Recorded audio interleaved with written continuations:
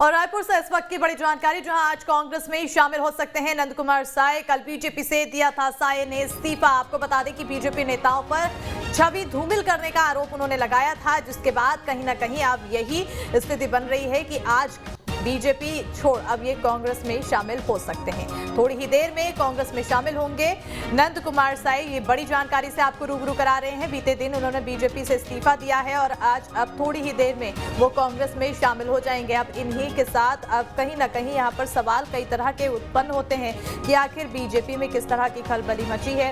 इसके अलावा चुनाव नजदीक है तो क्या और भी बीजेपी के नेता कांग्रेस में शामिल हो सकते हैं प्रदेश में, क्योंकि सियासी सरगर्मियां इन दिनों काफी ज्यादा तेज इनके इस्तीफे के साथ ही हो चुकी है। और आपको बता दें कि थोड़ी ही देर में कांग्रेस में शामिल होंगे नंद कुमार साय और ऐसे में सियासी सरगर्मियां यहां पर जोर पकड़ती हुई नजर आएगी। आज कांग्रेस में थोड़ी ही देर में शामिल हो जाएंगे नंद कुमार साय।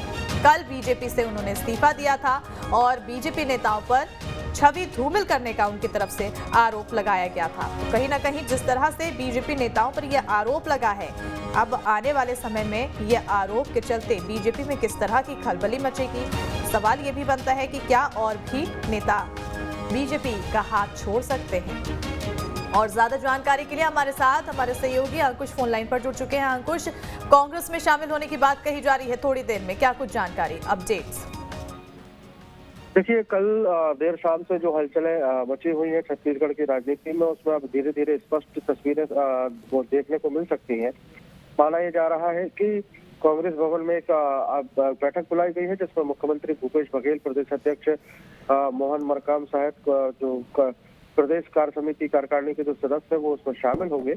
और बैठक में ये भी माना जा रहा है कि भारतीय जनता पार्टी के वरिष्ठ नेता नंद कुमार साय जो है वो भी कांग्रेस का दामन थाम सकते हैं। और इसके बाद इस आधिकारिक पुष्टि जो कांग्रेस पार्टी के ट्विटर हैंडल से की गई है, उसमें सिर्फ नंद कुमार साय का नाम नहीं लिखा है, बल्कि उसमें ये कहा गया कि भाजपा के वरिष्ठ नेता कांग्रेस में शामिल होंगे।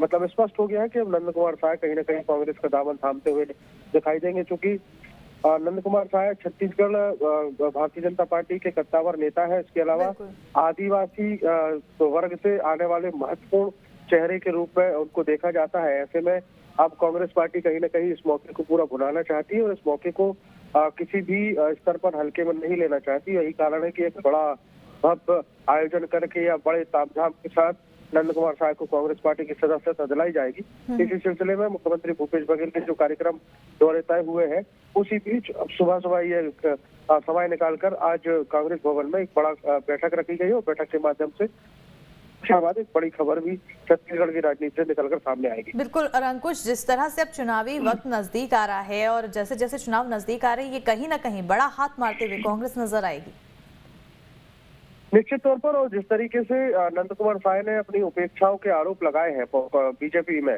कि वो लंबे समय से पार्टी को मजबूत करने की कोशिश करते रहे हैं, पार्टी को एकजुट करने की कोशिश करते रहे, लेकिन उन्हीं को दरकिनार किया गया, उनकी उपेक्षा की गई। तो उसके बाद अब निश्चित तौर पर जिस तरीके से नंद कुमार साय के बयान सामने आए हैं, उस आधार पर कांग्रेस पार्टी अब कहीं ना कहीं बीजेपी को घेरती हुई नजर आएगी।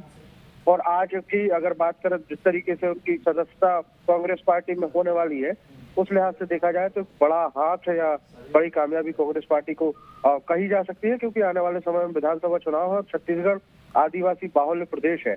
ऐसे में आदिवासियों को साधने के लिए एक बड़ा कदम जो है वो कांग्रेस उठाती हुई नजर आएगी नंद कुमार साय के माध्यम से। बिल्कुल, कांग्रेस के लिए तो ये चांदी वाली बात है कि उन्हें उनकी तो चांदी हो गई, लेकिन जिस तरह से बीजेपी को छोड़ा, उन्होंने बीजेपी का दामन छोड़ा और साथ ही साथ जो आरोप लगाए, अब बीजेपी को इससे कितना फर्क पड़ने वाला है? देखिए, राजनीतिक दृष्टिकोण से अगर देखा जाए तो नफा नुकसान तो होना है, चाहे वो फायदा कांग्रेस पार्टी को हो चाहे बीजेपी को नुकसान हो। ऐसे में जिस तरीके से एकदम से अचानक से खबर आती है कि कांग्रेस पार्टी में शामिल होने जा रहे हैं भारतीय जनता पार्टी के कद्दावर नेता नंद कुमार साय, तो आदिवासी वोट जो है वो कहीं ना कहीं प्रभावित होता हुआ दिखाई देगा। बीजेपी को नुकसान स्वाभाविक है, उठाना पड़ेगा, क्योंकि आने वाले समय में विधानसभा चुनाव है और कांग्रेस पार्टी अपनी पुरजोर तरीके से दोबारा सरकार बनाने की तैयारी में है। दूसरी तरफ बीजेपी पिछले लगभग 4.5 सालों से विपक्ष में रहते हुए एक बड़ा नुकसान जो है वो उनको होता हुआ यहाँ पर दिखाई दे रहा है, तो आने वाले समय में इसका सीधा असर चुनावी परिणामों में पड़ता हुआ दिखाई देगा। बिल्कुल। और अंकुश, जिस तरह से नंद कुमार साय, जो कि बीजेपी महासचिव के रूप में भी काम कर चुके हैं, बड़ा चेहरा है, बड़ा नाम है, ऐसे में क्या ये भी अटकलें लगाई जा सकती है कि और भी बीजेपी के नेता है जो कांग्रेस में शामिल हो सकते हैं? देखिए, नंद कुमार साय भारतीय जनता पार्टी का बड़ा चेहरा रहे हैं। तो बड़ा चेहरा इसलिए कहा जा सकता है कि प्रदेश अध्यक्ष के तौर पर उन्होंने काम किया है, छत्तीसगढ़ में प्रथम नेता प्रतिपक्ष के तौर पर उन्होंने काम किया है, पार्टी के कई पदों पर वो काम कर चुके हैं। तो ऐसे में माना ही जा रहा है कि उनके साथ जो उनके समर्थक हैं या उनके जो आसपास के लोग हैं वो कहीं ना कहीं नुकसान जो है उनको होता हुआ दिखाई देगा बीजेपी को। बिल्कुल, कहीं ना कहीं यहाँ पर नुकसान होता हुआ बीजेपी को जरूर दिखाई देगा। बहरहाल बहुत बहुत शुक्रिया अंकुश तमाम जानकारी देने के लिए। और जिस तरह से अब नंद कुमार साय ने ये इल्जाम लगाया है और इल्जाम लगाकर उन्होंने पार्टी छोड़ी है, इससे कहीं ना कहीं जो बीजेपी के भीतर खाने सियासी साजिश है वो सार्वजनिक होती हुई नजर आ रही है और साथ ही साथ बीजेपी नेताओं की यहाँ पर किरकिरी होती हुई भी नजर आ रही है। अब ऐसे में क्योंकि चुनावी साल है और कुछ महीने बचे हैं, चंद महीनों बाद चुनाव होना है, बीजेपी एक तरफ यहाँ मुद्दे ढूंढ रही है कांग्रेस को धराशायी करने के लिए जनता के बीच वो जारी अलग अलग मुद्दों को उठाकर। लेकिन इसी बीच अगर बीजेपी के अंदर खाने इस तरह से अंतर्कलह निकलकर सामने आती है तो ये कहीं ना कहीं बीजेपी के लिए चिंताजनक स्थिति जरूर दर्शाती है। और आइए आपको ग्राफिक्स के जरिए हम बताते हैं कि आखिर नंद कुमार साय हैं कौन। तो देखिए, नंद कुमार साय जिनका जन्म जशपुर के गांव में हुआ था, उनके पिता लिखन साय थे और उनकी माता रूपानी देवी थी। उनका जन्म किसान परिवार में हुआ था। NES से राजनीति विज्ञान में मास्टर डिग्री उन्होंने हासिल की है। इसके अलावा रविशंकर विश्वविद्यालय में उन्होंने पढ़ाई की। छात्र जीवन के बाद से ही शराब को लेकर उन्होंने अभियान छेड़ा। NES में 1972 से 1973 तक कॉलेज छात्र संघ अध्यक्ष रहे हैं। बीजेपी महासचिव के रूप में उन्होंने काम किया है। और देखिए, उनका राजनीतिक सफर की अगर बात की जाए तो बीजेपी महासचिव के रूप में भी उन्होंने काम किया है। इसके अलावा MP में 1986 से 1988 तक बीजेपी के कार्यकारी सदस्य रहे हैं।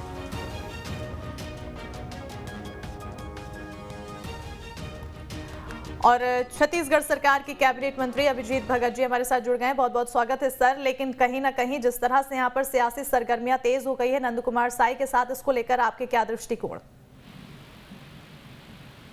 जी नमस्कार। जी सर। हेलो। जी सर, मेरा सवाल आपसे ये है कि जिस तरह से अब कहीं ना कहीं नंद कुमार साय का इस्तीफा हुआ बीजेपी से, अब सियासी सरगर्मियां यहाँ पर काफी ज्यादा बढ़ती हुई नजर आ रही है, इस पर आपका क्या कुछ दृष्टिकोण?